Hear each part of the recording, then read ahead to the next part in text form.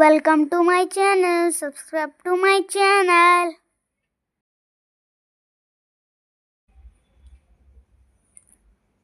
ಎಲ್ಲರಿಗೂ ನಮಸ್ಕಾರ.